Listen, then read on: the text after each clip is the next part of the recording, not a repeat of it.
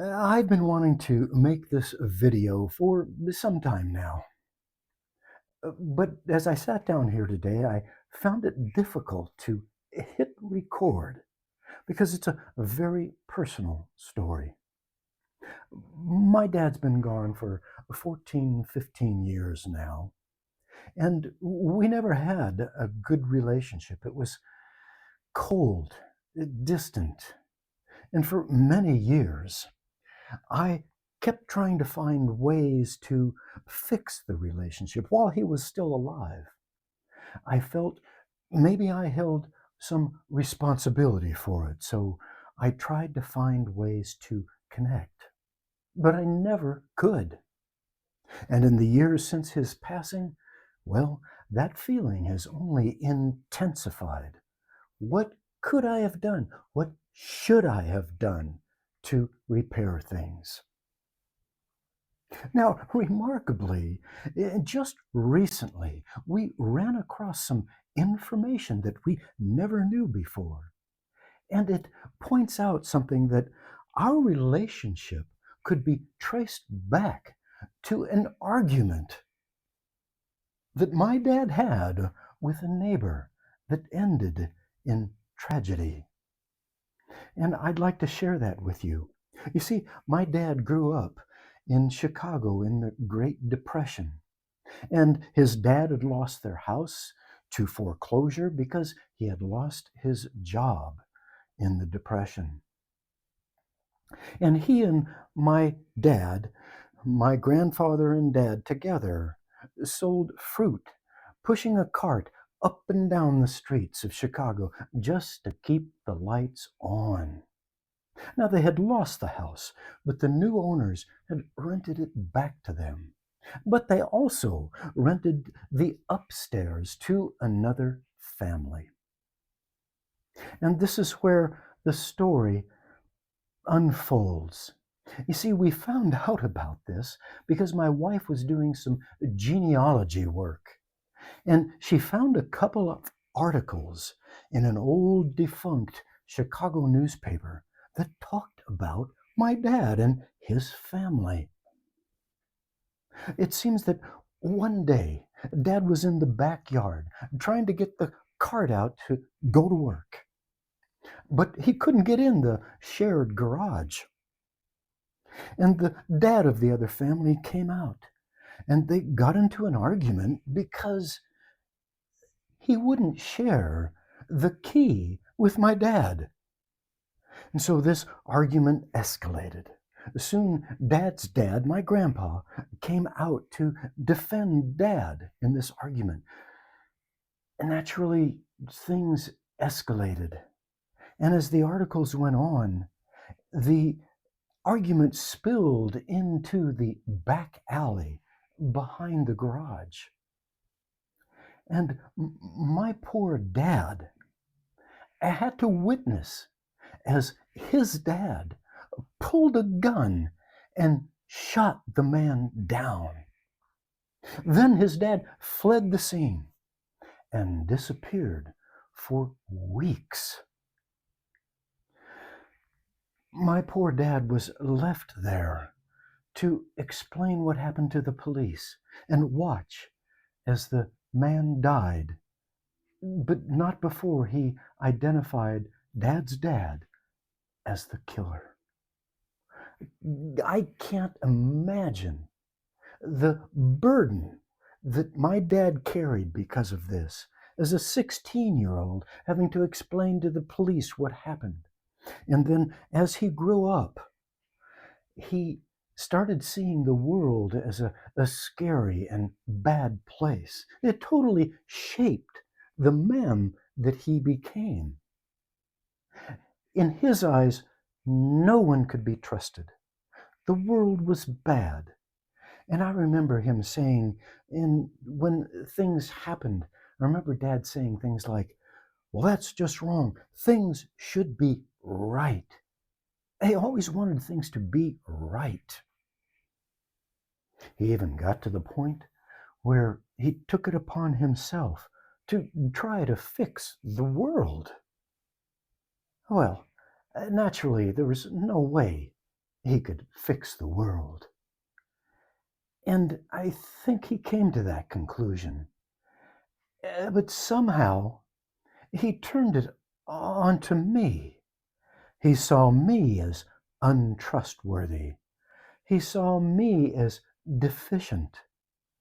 And he decided that I was the one that he could fix. And that was the basis for our entire relationship throughout both our lives. Dad never spoke of this trauma, of what happened in that alley, ever.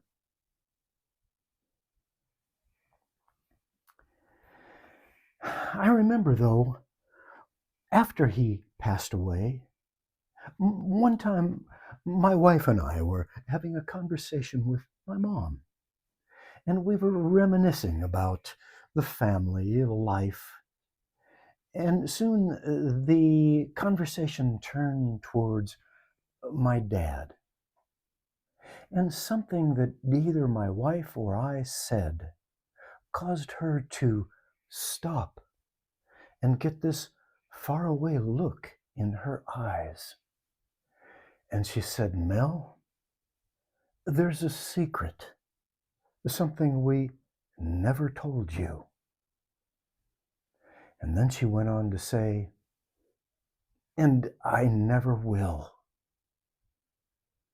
And she didn't. But that conversation sparked something in my memory. I remember a time back, I probably 10 years old or so, and we were at my uncle's house. And Uncle John and my dad were alone in Uncle John's office. And they were talking in hushed tones. Naturally, that got my curiosity up. So I snuck around and I listened in. And the only thing I heard was my uncle telling Dad, "No, it was not your fault." And I remember my dad looking down and saying something like, "You just don't understand." But now I understand that what happened in that alley shaped the man that my dad had become, and in turn shaped the relationship that we had. And I spent 50 plus years judging him and judging myself without knowing the truth. Now that I know this about him, well, there's nothing I can do about it. I even feel jilted for not having the chance to try to work things out. But here's what I am learning. In the lives of families and maybe close friends, there could be trauma that we'll never see. And if we do eventually see it, it could come too late to do anything about it. Just as it is with me and my dad. It's too late. And here I am left with the choice to either live in regret or to learn to live with acceptance. God, I don't know everything, and yet I am learning to come to peace with this information. I don't know if my dad ever was able to come to peace with it before he passed away. Did he carry guilt to his dying day? Did he take the blame for having brought his dad into it? Did he feel responsible for what he witnessed in that alley? I just know that Yeah, I wish to God that I'd had the chance to know this secret that they never revealed. So I could have said to Dad, Dad, hey, you were just 16. You were just a kid. But I can't talk to him now. But here I am talking to you. And if there's someone in your life that you just don't understand, that you can't make a connection with, that maybe is cold or aloof or distant, I'm hoping that you can find a way, that you can see clear to possibly see that perhaps there's a child in them standing in an alley, trying like anything to come to grips with something that just makes no sense. Thank you.